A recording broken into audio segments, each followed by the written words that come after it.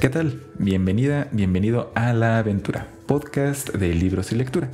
Yo soy Bosco, este es el episodio 232 y en esta ocasión hablaremos de La mano izquierda de la oscuridad de Ursula K. Le Guin. Acompáñanos para conocer de qué trata este libro, así como qué tiene de bueno y de malo. La mano izquierda de la oscuridad de la escritora norteamericana Ursula K. Le Guin es una novela de ciencia ficción que se publicó originalmente en 1969 y forma parte de lo que es conocido como el ciclo de Hainish, que es un conjunto de obras que tienen como escenario un universo común, pero cuyas historias no necesariamente están conectadas entre sí. La mano izquierda de la oscuridad es la cuarta novela que forma parte de este ciclo y realmente no es necesario haber leído alguno de los libros previos para entenderle. Pero eso sí, hablamos de El mundo de Rocanon, que es el primer libro de este ciclo, en el episodio 161 de A la Aventura, por si quieres escuchar sobre ese libro también.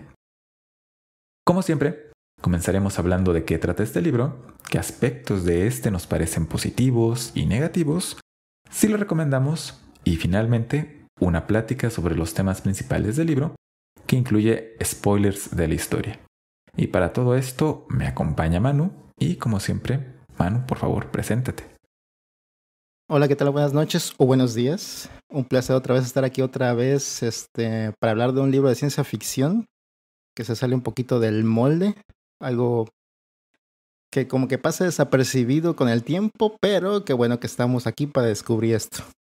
Sí, efectivamente, esta novela es de ciencia ficción, pero muchos de los temas son más parecidos a otros géneros.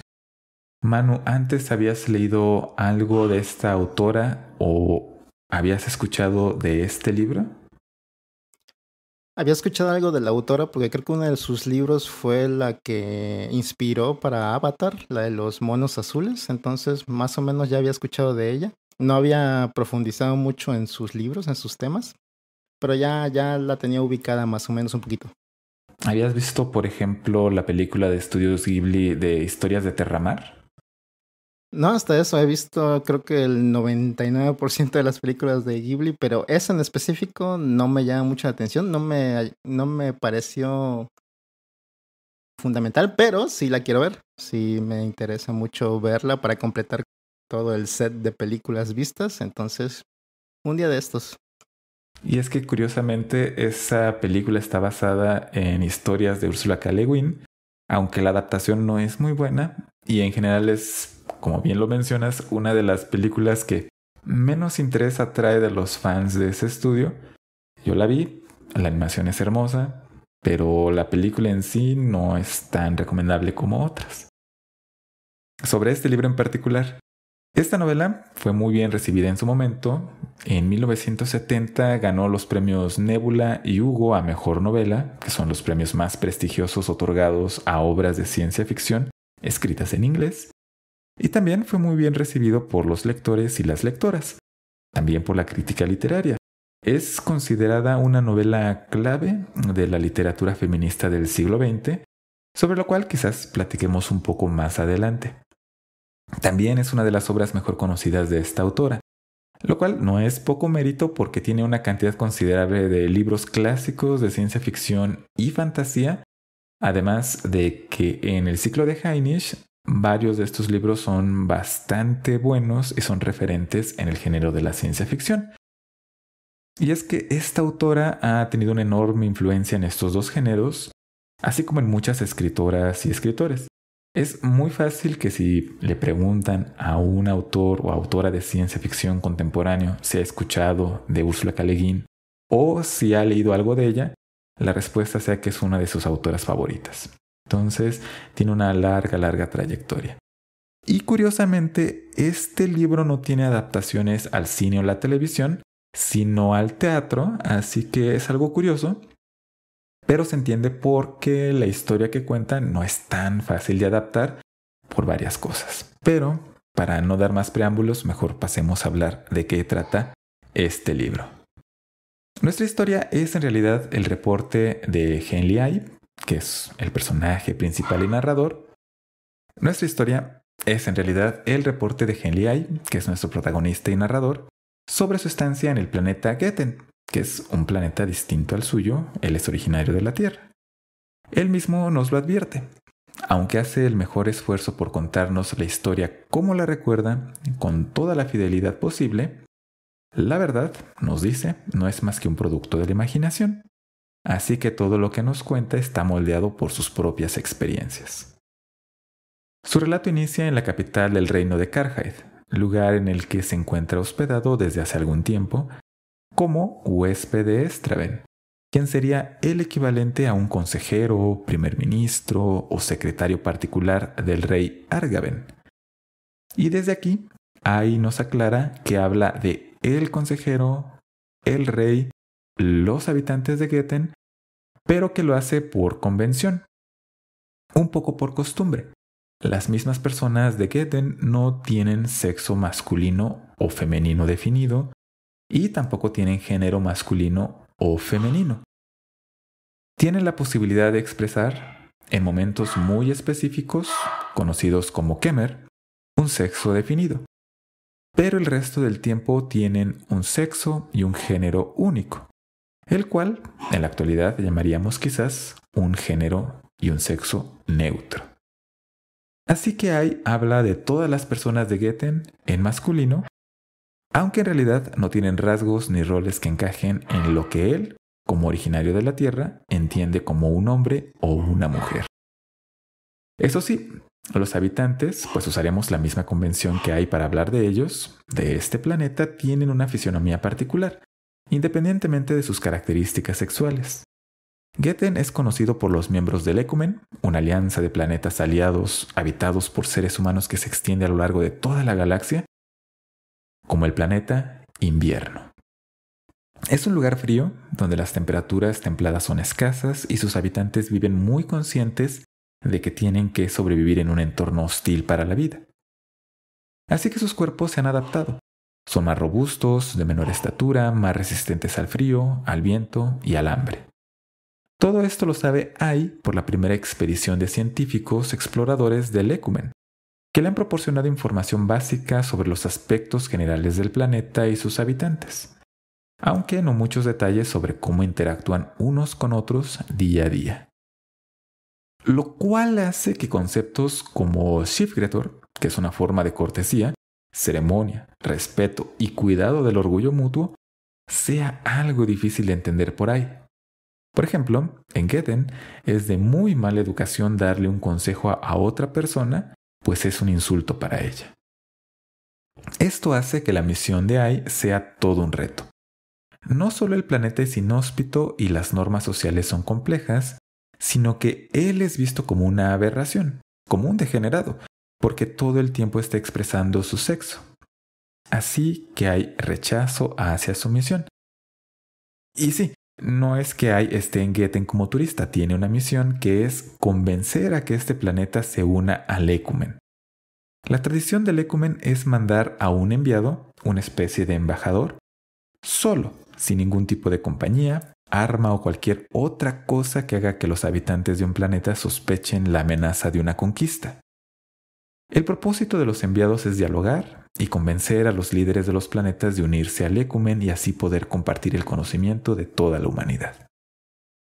Conocimiento porque el viaje por el espacio sigue las reglas de la relatividad, así que un viaje a un sistema estelar lejano, para la persona que viaja, puede ser unos cuantos días, pero representa décadas para el resto del universo.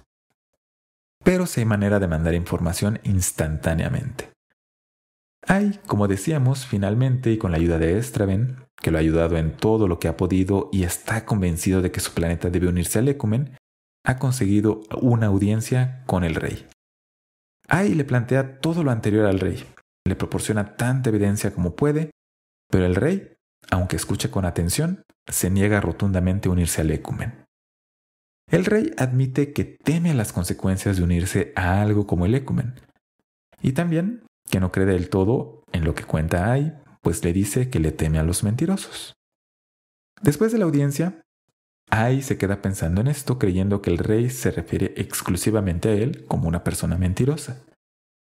Pero cuando está en camino a probar suerte en el reino vecino, quizás en el camino visitar a alguno de los profetas de este planeta, afamados por poder predecir con precisión el futuro, se entera que Estraven, este primer ministro que había sido hasta entonces su mayor aliado, ha sido acusado de alta traición. Ha sido exiliado y si alguien lo ve en el reino, tiene la obligación de quitarle la vida. La misión de Ai entonces cobra un giro inesperado. ¿Logrará Ai que Geden se una al Ecumen? ¿Qué tendrá que hacer para lograrlo y qué ha hecho Estraven para ser considerado un traidor? Todo esto lo descubrirás leyendo La mano izquierda de la oscuridad de Ursula K. Le Guin. Y ahora que ya sabemos de qué trata este libro, pasemos a hablar acerca de lo positivo, de aquellas cosas que nos han gustado o que pensamos que a ti te podrían gustar al leerlo. Manu, ¿qué nos puedes decir al respecto? Pues creo que de lo que me gusta de este libro, creo que lo pueden englobar en una sola idea, de que me gusta mucho la idea, la presentación, el setting del mundo, pero podemos ir paso por paso. Y creo que lo primero que hace como que se nota es este mundo que es todo invierno y que aún que es un país donde está englobado en todo en invierno, cada país tiene sus propias características y sus propias formas de gobierno. Sí, es una característica muy peculiar de este libro que en primera te hace sentir que es un mundo distinto al tuyo, pero no tanto por el clima, que sí es muy importante, es definitivo algo que modifica cómo las personas interactúan con todo su entorno, pero es más por la cultura, por sus costumbres, por cómo hablan, cómo se comportan. Y estos dos países principales que conocemos, uno que es más un reino tradicional y otro que es un tipo de país burocrático, son muy diferentes entre sí. Tienen mucha personalidad y a mí también me parece que es una de las características más interesantes de este libro. Sí, pero si te das cuenta también en el que sea invierno también modifica muchas de sus costumbres. Por ejemplo, comen 5 veces al día para mantener como que la energía. Toda su tecnología también tiene que ver mucho con el invierno, mantenerse calientes. Sus transportes también son así. Incluso otra cosa que me gusta mucho del mundo es cómo la fauna es limitada. No tienen ni siquiera animales que vuelen. Y los pocos animales que tienen son para resistir el invierno, el frío. Entonces también me gusta mucho cómo construye todos los aspectos de este mundo. Y bueno, la idea de estas personas, pues obviamente también me gusta mucho. Que se explore la idea de que es una raza humana muy parecida a la nuestra. Incluso en sus costumbres de gobierno y probando distintas formas de gobierno. Y pues la otra cosa que los caracteriza más es que pues no tienen género. Bueno, la mayor parte de su tiempo no tienen género, entonces también eso afecta mucho a su cultura. Sí, tienes toda la razón.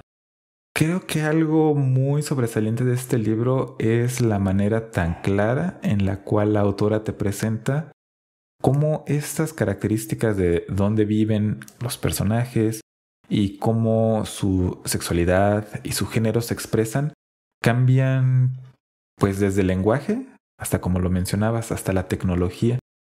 Tienen un periodo en cada mes, que el año está dividido por meses, y además eso también se me hace súper interesante. No cuentan el tiempo hacia adelante, es decir, no hacen lo que nosotros hacemos a partir de un punto arbitrario. Nosotros decimos el nacimiento de Cristo y empieza en el año 1, 2, 3 hasta el actual en el que nos encontramos grabando, 2022, sino que para ellos siempre es el año cero y más bien los años que pasan antes se van recorriendo. Es un año atrás, avanza el tiempo, ahora son 2 años atrás, 3 años atrás, 4 años atrás, y también tiene que ver con esta característica de que el planeta es muy inhóspito y también con sus ciclos de vida, porque este periodo cada mes que tienen en el cual sí se define un género, un sexo, y es el momento en el que pueden tener hijos o hijas, bueno, en neutro, es también algo que cambia cómo se relaciona incluso entre sí. Algo que a mí me gusta mucho es que en algún punto los personajes mencionan que, dada esta característica, algo que pasa mucho en la Tierra, que es que una persona seduzca a otra, es prácticamente inexistente en este planeta. Uh-huh. Sí, es técnicamente porque toda su sociedad, bueno, al menos en el primer país que visita el enviado, su sociedad está construida para que ni siquiera trabajen cuando están en Kemer. Y tienen esta casa donde pues pueden compartir su Kemer con otras personas. Bueno, este lugar especial. Y bueno, hay un cuarto especial para el Kemer, que no es donde duermen. Entonces toda su cultura también está muy ligada a eso.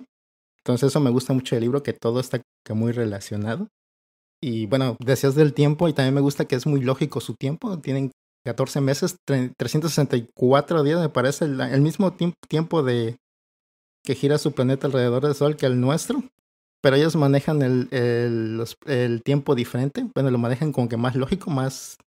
Cada mes tiene como que la misma duración y cada día tiene como que su nombre. Eso puede ser complicado de leer en el libro porque tienes que ir ahora sí que a la parte final, ahí te explica más o menos cómo manejan el tiempo, pero si no lo tienes mucho en mente, confunde a veces las palabras que usan, pero es aceptable. Además, pienso que en un principio no te explica que cada día tiene su nombre. Y sí es bastante confuso, como que te pierde. Sí. Pero a mi juicio creo que eso también ayuda a que te sientas en los zapatos del protagonista. Que cuando llega al planeta, naturalmente le pasa lo mismo. Que le dicen en lugar de lunes, martes, jueves, viernes, etc. Cada día del mes tiene su propio nombre. Y también debe ser para alguien llegando a un planeta diferente sumamente confuso tratar de ubicarse a qué se refieren las personas. En ese sentido, pienso que es muy intencional de la autora irte presentando algunas ideas sin explicarlas para que también compartas esta sensación de estar en un lugar desconocido y vayas descubriéndolo poco a poco como el protagonista. Y sí, puede ser confuso porque algunas palabras incluso se parecen mucho entre sí. Los nombres de las personas en el primer país que visita nuestro protagonista son muy parecidos. A mí me costó trabajo reconocer el nombre de Estraven, que es su aliado y que después tiene un papel muy importante en la historia, de Argaven, que es el rey, porque todos los nombres tienen esta misma estructura de 3 sílabas, terminan en N, etc. Y es parte de lo que mencionabas, que es muy lógico también cómo adquieren los nombres las personas. Eso también me gustó bastante. Incluso dependiendo de su posición es el nombre que usan, ¿no? Si están en su ciudad natal, si son ahora sí que funcionarios públicos o lo que sea, también se les nombra diferentes. O si es por su secta, creo que también los nombran diferente. Entonces sí, es un poco confuso eso, pero interesante cómo va uno descubriendo las cosas. Y hablando del protagonista, pues también eso es lo que me gusta mucho, que el protagonista se muestra como si fuera un avatar del lector, tratando de entender cómo funcionan estas personas, donde solo hay un género y cómo se desarrolla. Intenta descifrar, bueno, como que compara cada rato la sociedad donde está en ese planeta con la sociedad que conoce. Entonces es un poco chocante a veces porque dice unas cosas que sí luego se notan muy machistas incluso, pero muy adrede como para que vayas viendo el desarrollo de este personaje en este mundo que no entiende. A mí me parece también eso sumamente interesante. Lo formulo como una manera de cuestionarnos, nosotros los lectores, las lectoras, cuántas cosas damos por hecho cuando llegamos a un lugar nuevo o cuando conocemos a una persona nueva.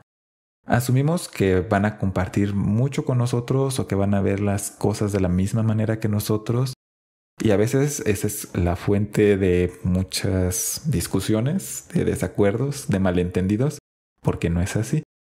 Y algo que hacemos, que hace el protagonista, es tratar de esto nuevo, encajarlo en lo que ya conoce, en lugar de aceptar que es distinto. Y tiene mucho desarrollo de personaje. Eso también no es que el personaje empiece así y termine así, sino que gran parte del libro es ver cómo empieza a entender mejor a los habitantes de este planeta. Y pues sí, se nota que es un libro de los 70s que, aunque se supone es en el futuro lejano, etc., el protagonista hace eco de muchas cosas que en ese momento se creían acerca de los roles de género, de lo que tenían que ser los hombres, las mujeres. Como bien lo mencionas, mucho menciona que no confía en algunos personajes porque no confía en las mujeres para tomar cierto tipo de posiciones o de decisiones. Y entonces, como no logra entender que no son ni hombres ni mujeres los habitantes, siempre le queda esa espinita de desconfianza que después lo mete en muchos problemas. Que hace cortocircuito su cerebro. Sí, absolutamente.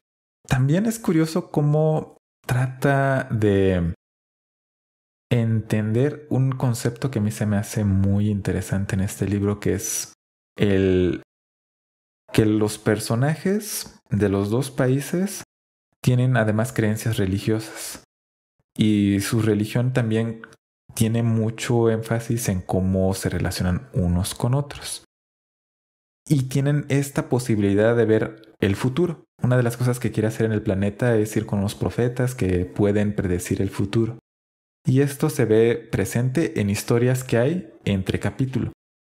Cada capítulo te cuenta parte de este reporte del protagonista, pero intercalado entre cada capítulo hay historias de este mundo, que son leyendas, son registros históricos, son mitos, etc. Y al principio no parecen tener mucha relación con la historia. Parece ser que es nada más para contarte un poquito de la atmósfera del mundo, pero terminan siendo importantes. Aunque también te dan a entender como que hay algo más grande ahí en ese planeta, aunque no se estudia mucho, no se muestra mucho en el libro después. O sea, bueno, a gran escala, solo te cuentan estas historias que tienen que ver con la historia principal del libro, pero sí le da mucha profundidad al mundo. Y eso me gusta también. Eso, a pesar de ser muy lógico en todo lo que escribe de ciencia ficción, en estas partes de cómo viaja en el espacio y todo esto, también estos habitantes tienen ciertas habilidades especiales, más místicas que otra cosa. Y eso también me gusta, que juegue con esto. Ah, sí, algo que no hemos mencionado es que los habitantes del Ecumen tienen una habilidad que han desarrollado a lo largo del tiempo, que es que pueden comunicarse telepáticamente. Y es algo que no pueden hacer los habitantes de este planeta. Y al principio parece un detalle, ¿no? Pero resulta ser algo muy importante porque también es parte de este choque cultural. Y sí hay mucho de misticismo en todas estas historias. Las dos cosas contrastando, a mí me da la impresión que hacen al libro muy auténtico, como si fuera el relato de efectivamente un lugar que existe. No quiero imaginarme cuánto tiempo pasó la autora pensando en todos estos detalles. O bueno, quizás no pasó tanto tiempo pensando en ellos y realmente es por una gran habilidad que tiene para poder crear estos mundos tan creíbles. Porque todo lo que he leído de ella hace esto y es algo impresionante, la verdad. Sí, totalmente. Sí se siente un mundo que tiene varios matices. Con todo y que al principio puedes imaginarte que no va a ser tan interesante el planeta porque está todo frío, todo sin muchos detalles naturales, pero es una agradable sorpresa conforme lo vas conociendo más y más. Manu, ¿tienes algún otro aspecto positivo que te gustaría hablar de este libro? O puedes hablarnos de aquellas cosas que no te gustaron o que crees que a las personas que están escuchando este podcast podrían no gustarle. De lo que me gusta, creo que eso engloba todo en general. Y podemos pasar a lo que no me gusta. O bueno, buscándole algo que no me gusta, porque realmente el libro es interesante. Lo único que no me gusta, por ejemplo, es que ya lo dijiste antes, es un libro difícil de leer. Tiene muchos aspectos que tienen cierta filosofía y tienes que leerlos bien para entenderlos. Y también se toma su tiempo en contar ciertas cosas, como por ejemplo los viajes que hacen los personajes. Se toma un buen tiempo en hacerlo, que es interesante ver cómo describe los paisajes y todo eso en un ambiente. Si te gusta mucho el invierno te va a gustar, pero sí se siente pesado aún así. Y muchas veces repite la misma rutina que hacen los personajes en estos viajes, entonces sí se siente un poquito pesado en esas partes. Y eso también hace que toda esta parte que dijimos del mundo hace que la historia principal tal vez no se sienta tan interesante. Está ahí nada más para llevar un hilo conductor, pero realmente la parte que se me hace más interesante es todo lo que hay alrededor de ese planeta y su gente. Una parte del libro que es bastante importante por todos los temas que tiene, etcétera, pero que es lenta. Son bastantes capítulos y tiene mucho sentido en el mensaje final del libro, pero puede ser bastante pesado. Sobre todo por lo que mencionas, es un tanto monótono, que tiene sentido porque es un viaje y no cambian mucho las cosas, pero puede ser un obstáculo para disfrutar del libro. Y parte de lo que también hace difícil leerlo son estas historias que están entre capítulos de la historia principal, que por una parte son un poquito difíciles de leer porque introducen el lenguaje de este planeta. Entonces empieza a hablar de cosas que rápidamente te pueden desorientar. Y además, como lo mencionaba, no parecen tener inmediatamente toda una relación con lo demás que está ocurriendo. Al final sí, todo termina teniendo relación con estas historias, mitos, leyendas, pero de primer momento puede parecerte que se fue por una tangente la escritora a la hora de estar armando este libro, pero también puede ser algo que te deje más que interesada o interesado, como un tanto perdida o perdida. Creo que se beneficiaría mucho de leerlo otra vez, cualquiera que lo lea. Siento que hay cosas que se pueden descubrir nuevas o quedar más claro. Creo que es algo muy interesante de este tipo de libros.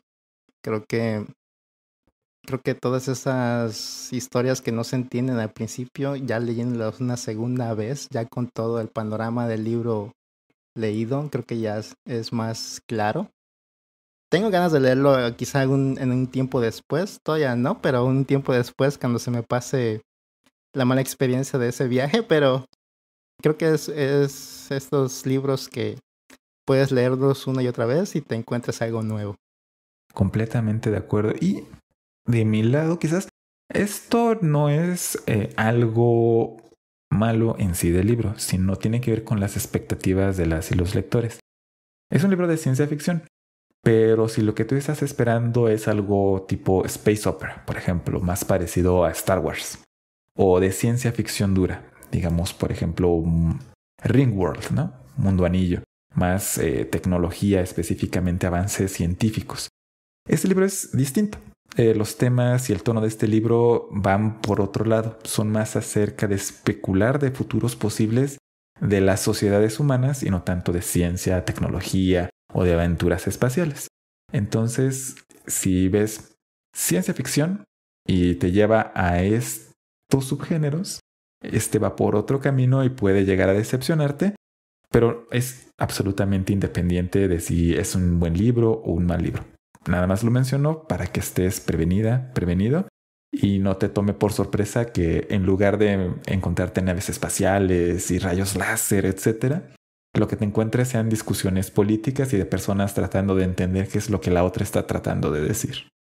Sí, si esperan algo como Snow Crash de Neil Stephenson, donde hay espadazos y persecuciones y cyberpunk, no va por ahí. Yo creo que va más por el lado de lo que hemos leído últimamente, de Cántico por Leibowitz, que se sale un poquito del molde también, como dije al principio del programa. Es interesante en ese aspecto, pero sí, definitivamente si buscas otra cosa, no va por ahí. Pues bien, a menos que tuvieras algún otro aspecto negativo que mencionar, te pediría, mano, que nos dieras tu veredicto de este libro. ¿Lo recomendarías? ¿No lo recomendarías? ¿Cuál es tu opinión final? Yo lo recomiendo totalmente.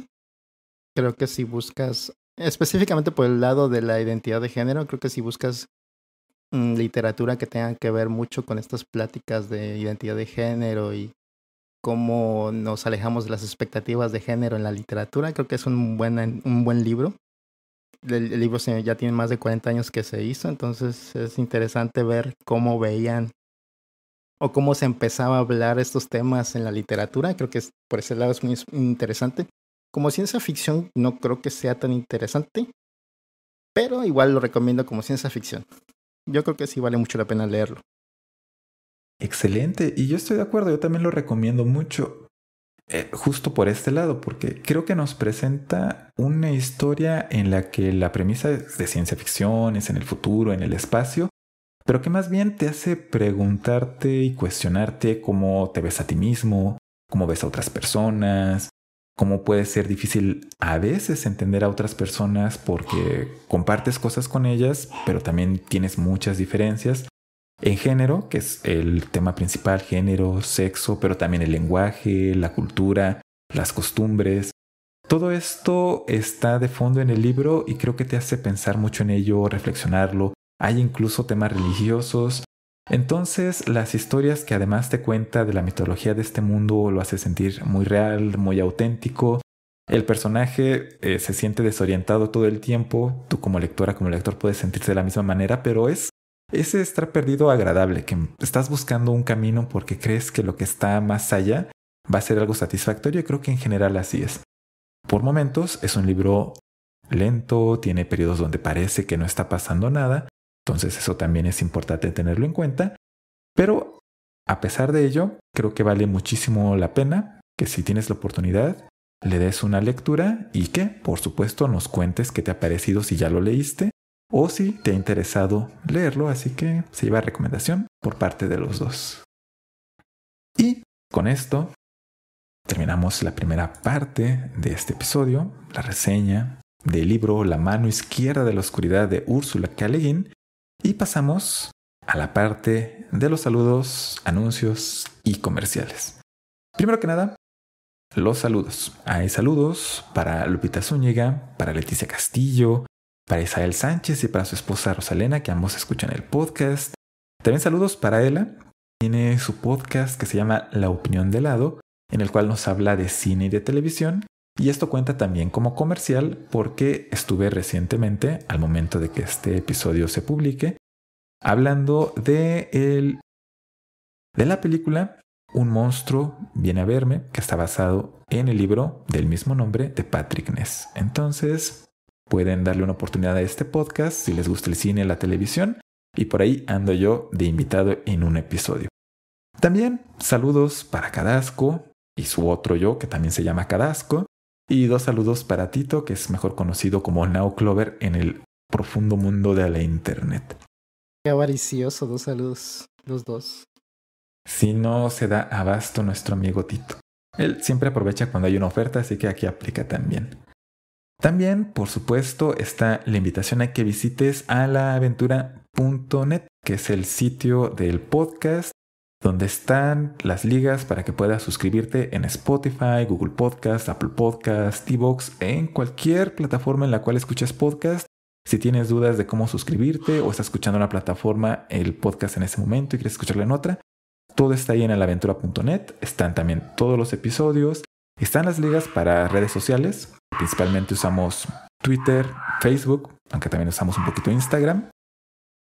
Y esta vez también te invito a que visites la pequeña sección que se llama encuesta, donde hemos preparado una pequeña encuesta donde queremos saber más acerca de ti.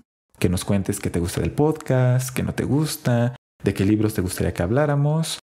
Todo con el propósito de que la aventura mejore. Así que si tienes oportunidad, visita alaaventura.net, la sección encuesta. La liga también va a estar en la descripción de este episodio. Y Manu, ¿dónde te podemos encontrar? ¿Dónde has estado? Y si tienes algún saludo por tu parte. Pues pueden escuchar el Borbancast en YouTube o en Spotify. Nada más busquen Borbancast y les van a salir todos los enlaces. Incluso creo que en la descripción aquí lo vas a poner, espero. Entonces ahí con Tito, que pidió 2 saludos y rol, ahí hacemos un podcast de los viernes a las 10:15 hora de México. Hablamos de diversos temas, nada en concreto y todo en particular, así que si no quieren escuchar algo que tenga como un tema en específico, es el mejor podcast para hacerlo. Se van a divertir, espero yo. Y ahí me pueden encontrar también. Estupendo. ¿Y en redes sociales cómo te encontramos? En redes sociales estoy en Twitter y en Instagram, donde subo dibujos como Rubrican o Rubrican-. Excelente. Entonces ya saben, es donde pueden encontrar a Manu. Pueden escuchar el Bolovancast. Siempre es un podcast lleno de risas, sobre todo risas y muchas historias bastante peculiares. Y ahora sí, esa ha sido la primera parte del podcast. Vamos a pasar a la segunda parte en la cual vamos a hablar de este libro, pero ya viene con spoilers. Así que ya sabes, esta es la última advertencia. Si no quieres spoilers, puedes dejar de escuchar en este momento y después regresar al episodio.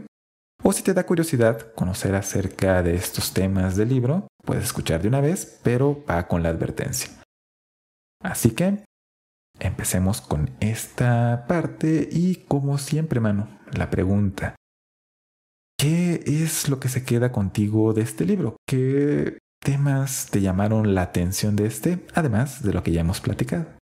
Híjoles, pues realmente el libro trata muchos temas, pero sí siento que el tema que más me llama la atención es cómo aborda la identidad de género.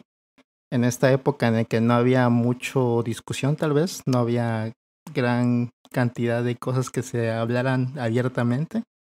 Entonces me parece increíble que un libro se haya vuelto popular y haya empezado como que el diálogo en estos temas. Es lo que me parece más interesante de este libro, que se le haya dado la oportunidad, conociendo cómo es el mundo realmente. Que obviamente ha avanzado mucho el diálogo de la identidad de género.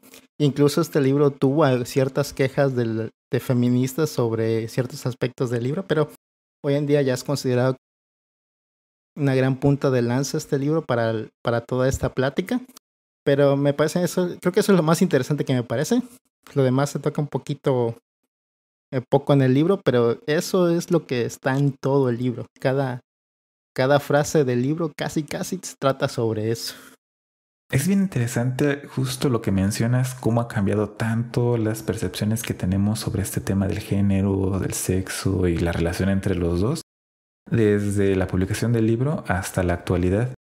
Por ejemplo, en la actualidad, algo que incluso la misma autora Ursula K. Le Guin ha mencionado, es que esta manera de usar el pronombre masculino para los personajes, hablar de él, de hablar de ellos, lo hubiera hecho de manera diferente si el libro hubiera sido escrito después.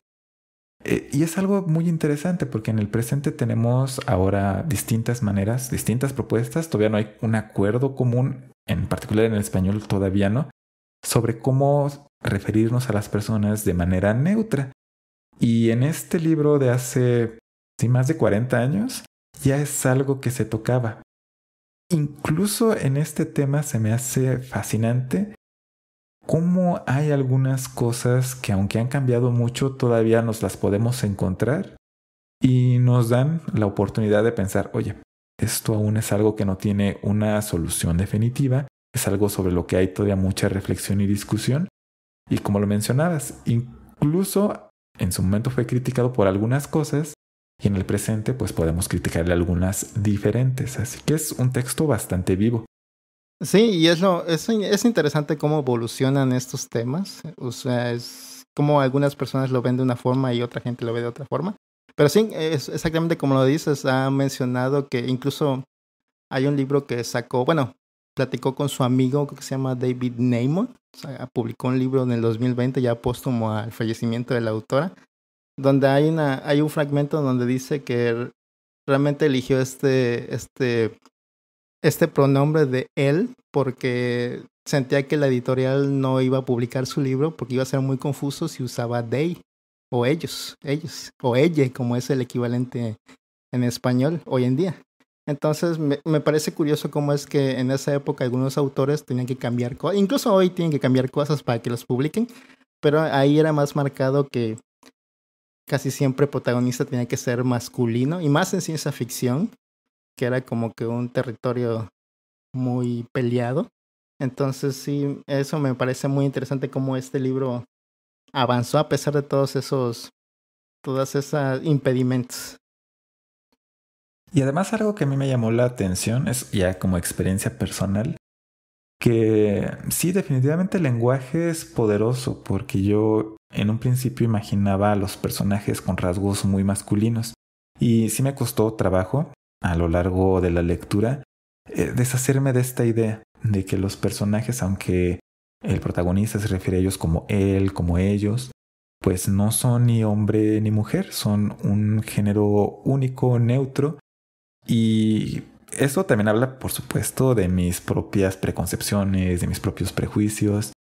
Y se me hizo muy fascinante la manera en la que, aunque uno podría pensar en el 2022, tenemos una apertura mayor acerca de toda la diversidad de expresiones del género.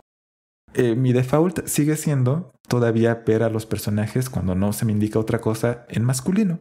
Y no solamente como muy, muy hombres, ¿no? Sino que me los imaginaba con rasgos masculinos. Incluso me imaginé al rey Argaven con barba aunque en ningún momento se menciona que tenga barba, pero fue la primera imagen mental que tuve porque se refieren a él como un rey, a pesar de que en una parte de la historia se menciona que tiene que tomarse una licencia, un descanso, donde pasan muchas cosas, porque está embarazado, y va a dar a luz a un hijo, lo cual también es algo que a mí me causó que reacomodara otras cosas que había pasado al leer el libro. No sé si en algún punto te pasó lo mismo, Manu, o se te resultó más fácil adoptar esta visión neutra de los personajes. No, obviamente también fue por el mismo camino, pero creo que es adrede que el libro está así escrito por el protagonista, que él se refiere a todos como si fueran masculinos. Realmente creo que solo hay un personaje que se refiere como femenino totalmente, que es su casera. Creo que es el único. Si lo lees muy superficialmente el libro, parecería que no hay personajes femeninos, pero creo que no se trata de personajes femeninos y masculinos, es salirnos de esta idea, pero el libro se hace muy difícil que lo veas de esta forma ya hasta el final. Creo que es muy inteligente cómo lo logra al final, ya cuando pasa más tiempo en contacto con Straven en este viaje interminable como de 20% del libro. Creo que esa cercanía que encuentra con este personaje el enviado te lo transmite a ti, porque es lo más interesante de esa parte del viaje. Entonces estás esperando con ansias qué es lo que va a pasar entre ellos dos. Y ya al final empieza a entender todas estas diferencias de su raza a la de ellos. Y ya al final, incluso cuando llega su propia tripulación que baja al planeta, ya para hacer el trato con esta gente, ya los ve raros, ya no se siente como, ya no los puede identificar como su propia, bueno, como algo normal, ya ve algo, ya está más del lado de la gente de Getten o de Winter. Entonces, creo que es una manera muy inteligente de cómo lo hace la autora. Pero sí siento que si se lee un poco superficial, parecería que no hay ningún personaje femenino, más que una persona de su tripulación y esta casera. Sí, y eso es algo curioso porque como mucha parte de su interacción con personas del planeta, del enviado, es con representantes políticos, creo que incluso también eso puede ser parte de la intención de la autora, que por lo menos en las sociedades occidentales, por así llamarles, existe esta tradición desde hace algún largo tiempo que los lugares de poder estén ocupados por hombres. Entonces, a mí me da la sensación que es parte de todo este juego de reflexión al cual nos quiere conducir la escritora, que el encontrarte con todos estos personajes, con reyes, primeros ministros, representantes de oficinas, etcétera, te los tiendes a imaginar como hombres, aunque no hay nada que te indique que así es, pero también pues la experiencia de cada una de nosotras, de cada uno de nosotros, con figuras de gobierno en muchos países todavía es de que en general son hombres. Esto también me pareció muy interesante. Claro, y también de que cada país que visita, uno es un reino, otro es más administrativamente parecido a como era la Unión Soviética. No sé si te dio esta impresión o una impresión diferente. De todas maneras, tienen diferencias culturales muy importantes. Sí, es como le llaman comensales en el libro, pero son como cancilleres, creo que eran 33 cancilleres en el segundo país, Orgering, y uno es una monarquía, entonces sí es como que muy diferente cómo gobiernan, pero sí esta idea de que los gobernantes, aunque bueno, tuvimos una reina que duró mucho tiempo, pero está interesante que lo haya puesto así para que el ejercicio de reflexión sea más interesante. Una cosa que tal vez le pondría el pero es también cosa como del protagonista que te da a entender esto, es esta idea de que tu sexo define cómo es tu personalidad. Siempre se cuestiona el protagonista que, por ejemplo, esta raza no va a la guerra, que siempre está haciendo como que pequeños conflictos, asesinatos, pequeñas riñas por ahí y por allá, pero nunca van a la guerra totalmente estos países. Y eso es una forma como perpetuar el mito del existencialismo, de que tu sexo con el que naces define cómo vas a ser como persona. Eso es lo único pero que le encontré ahí, pero se entiende que todavía no está muy discutido eso. Ajá, sí, tienes razón. Es algo que termina definiendo muchas de las relaciones entre estos dos países y pues es la explicación que da el protagonista. Y es algo muy curioso, ¿no? Porque te lo encuentras y para nosotros que estamos décadas en el futuro de la autora, pues no hace tanto sentido lógico, pero puedes entender que es una creencia que existía en aquella época.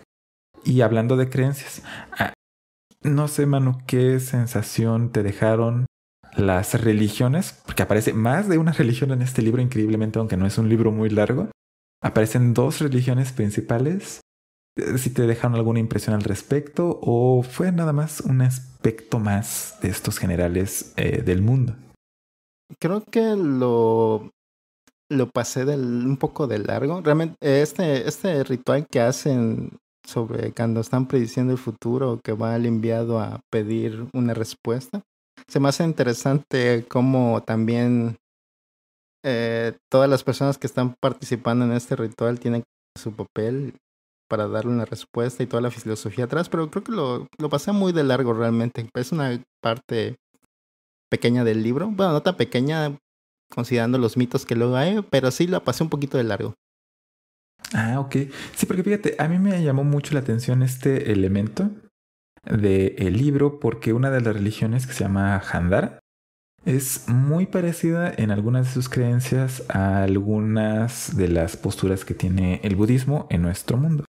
En particular, esta idea de que la absoluta ignorancia es el camino a la iluminación, que en el budismo no está expresado exactamente de esta manera, pero se refiere a que aceptar la realidad tal y como es, sin preconcepciones, es lo que te lleva a la iluminación, lo cual va de la mano con todo lo que hemos platicado acerca de este libro. Por eso me llamó mucho la atención. Pero creo que esto tiene más que ver que yo soy budista, no soy practicante, tengo muchos años que no practico religión. Entonces, para mí hizo mucha resonancia esta manera de presentar la religión, una de las dos religiones que existen en este libro, porque hay otra religión que está más enfocada en la predestinación, que curiosamente las dos religiones tienen ritos para ver el futuro. Estos profetas que tienes que hacerles una pregunta muy al estilo de si haces la pregunta equivocada te van a dar respuestas equivocadas, pero no es porque no puedan ver el futuro, sino porque es lo que les preguntas. Como como cuál es el sentido de la vida y te dicen 43, ¿no? O no me acuerdo el número. Ajá, sí, sí, exactamente. Te dan una respuesta que no necesariamente es lo que tú quieres escuchar, pero es parte de esta contradicción de que los seres humanos buscamos saber todo acerca de todo y eso no te va a dar las respuestas. Curiosamente, es una paradoja de acuerdo a estas creencias religiosas. Y también me gustó mucho porque aunque no es tan explícito ni es tan evidente como estos otros temas de los cuales hemos platicado hasta ahora, sí se cuela un poquito en la manera en la que se expresan los personajes. Por ejemplo, tiene una expresión que podría ser traducida a nuestro lenguaje cotidiano, sobre todo en México, es bueno, ya ni modo, de que algo es y no hay algo que podamos hacer al respecto. Que es básicamente aceptar que las cosas son como son, no hay que buscar la mayor complicación, no hay que darle una importancia mayor a lo que tienen, y que lo usan los personajes desde los primeros capítulos, es algo que no me había dado cuenta, lo usan desde los primeros capítulos y después ya te explican a qué se refiere y que tiene este trasfondo religioso. Y es que curiosamente esta religión no es como de ir tanto a la iglesia o de que haya un ministro, un papa, por ejemplo, como la religión cristiana. A mí me llamó mucho la atención, es un pequeño detalle, pero a mí me parece que es de esos detalles que si tú tienes el ojo en eso, te jala mucho. Y como tú dices, Manu, a lo mejor no te llama tanto la atención, pero tampoco creo que estorbe mucho, a menos que tengas tú una opinión diferente al respecto. No, y creo que va de la mano también con las dos formas de gobierno que vemos de los países de este planeta, que son como que muy totalitarismos.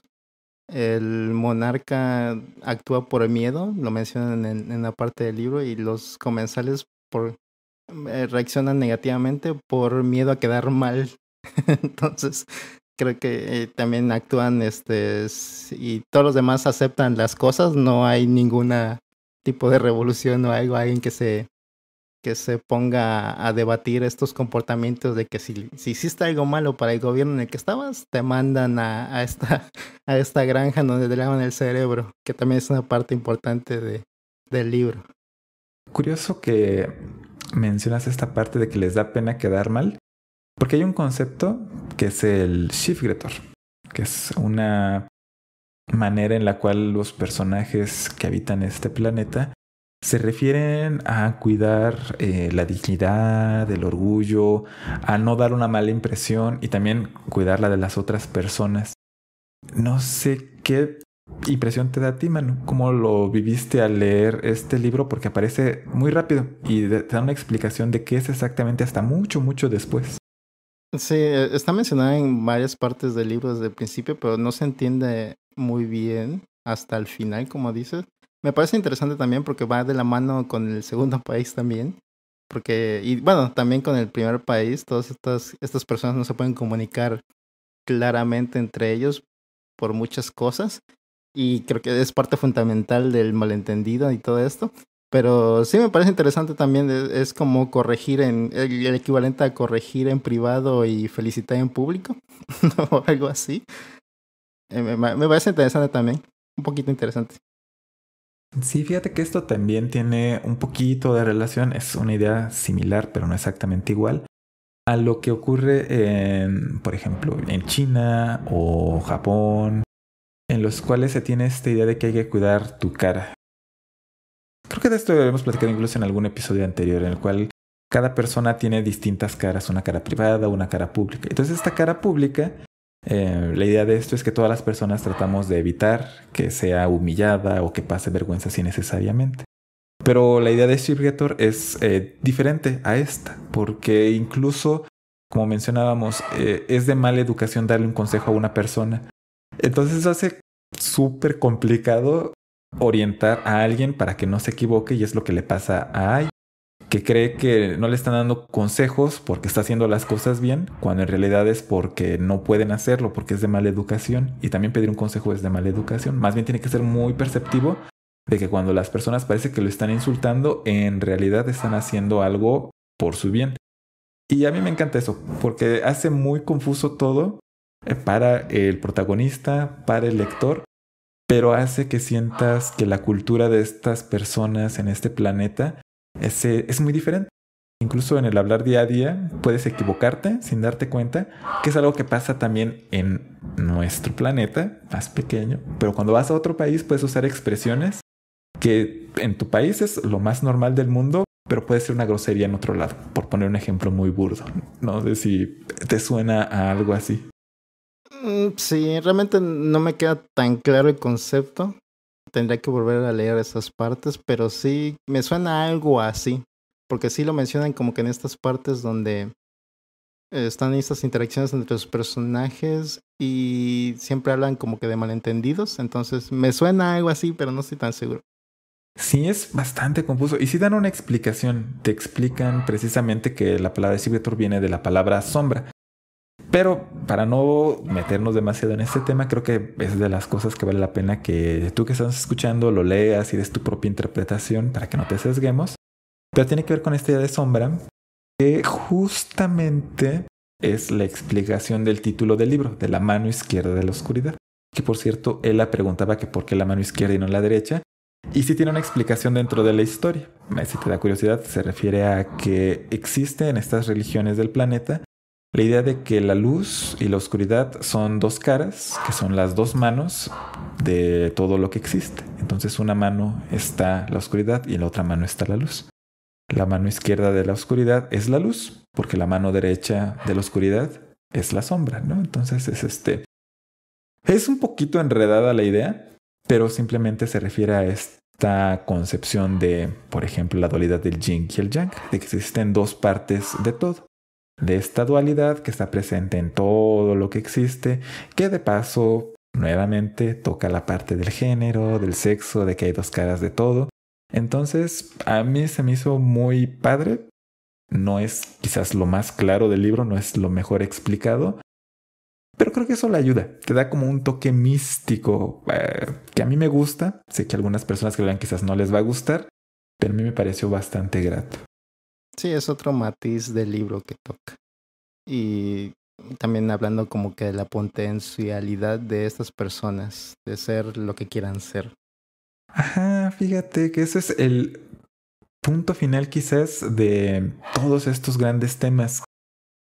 Puedes llevarte como una lección después de haber leído este libro precisamente que las personas pueden ser lo que decidan ser de acuerdo a su propia identidad personal. Que me parece que es un mensaje muy positivo, que ocasionalmente tendemos a pensar que las personas deben seguir ciertos caminos en función de precisamente sexo, género, cultura, etc. Pero algo bueno de este planeta que nuestro protagonista al principio no entiende es esto, que las personas tienen cierta libertad de elegir un camino que en otros lugares, ahora sí, que pensando que esto es de ciencia ficción del universo, no sería posible. También creo que aunque el viaje de los personajes es muy, muy largo y hace muchas cosas muy repetitivas, ayuda a que al momento que lo terminan, entiendas mejor porque pueden relacionarse más fácilmente uno con el otro. No sé si alguna vez te ha tocado a ti viajar con una persona que no conocías tan bien y es por todas las dificultades del viaje que terminas entendiéndola mejor. Ya sea que te termine cayendo bien o que te termine cayendo mal, pero es hasta que pasas un buen tiempo con esa persona en un lugar desconocido que estas cosas se dan. Sí, claro. Todas las amistades son un viaje a fin de cuentas. Así es.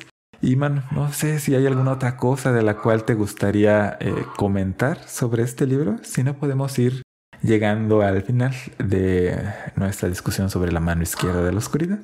Solo una duda, que tú ya leíste otro libro de la autora. ¿Sabes si estas ideas se repiten? Por ejemplo, lo de Handara o lo del Shigreftor en otro libro. Si lo retomas, siento que creo que leí por ahí que muchas historias de ella tienen como que esta base de la ONU del espacio, como le llaman Ecumen.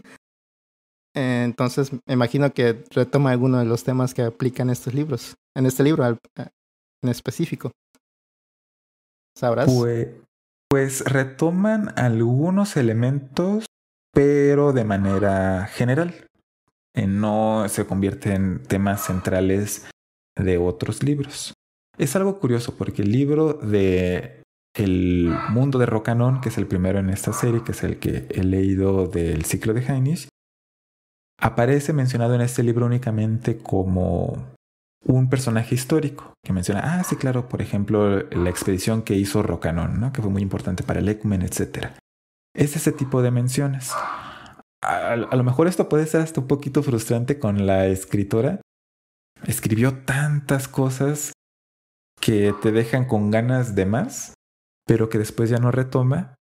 Y no creo que eso esté mal, porque crea otras nuevas. Por ejemplo, hay mundos que visitan los enviados del Ecumen, donde los planetas tienen características completamente diferentes y culturas completamente distintas a esta, y también introduce todas estas ideas.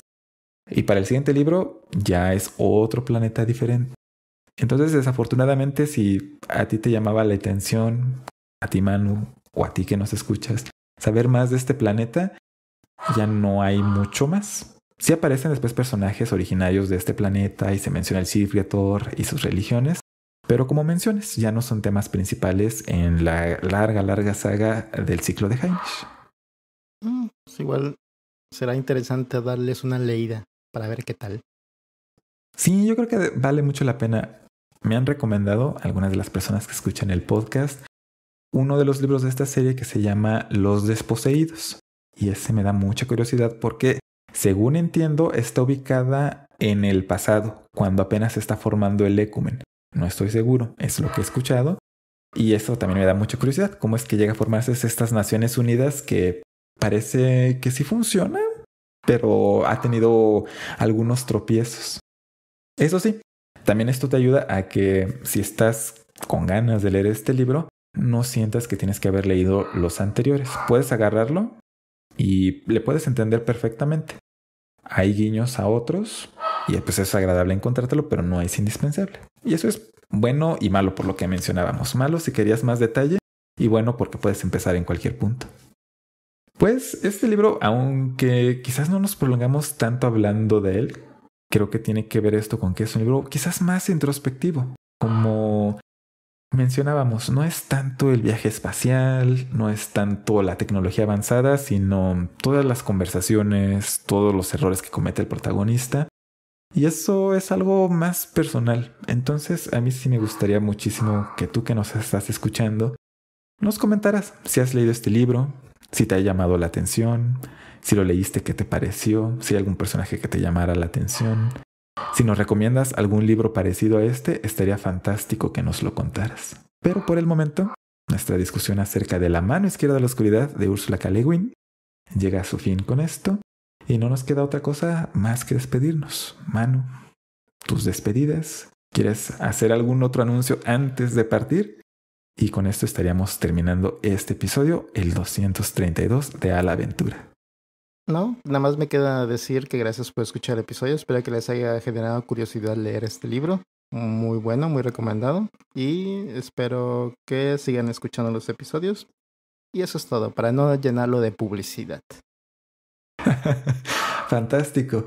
Así que ya lo sabes. Puedes encontrarnos en alaventura.net. Puedes seguir escuchándonos. Y esperamos encontrarte en la siguiente ocasión. Cuida de ti. Cuida de las personas que están a tu alrededor y nos escuchamos en la próxima ocasión.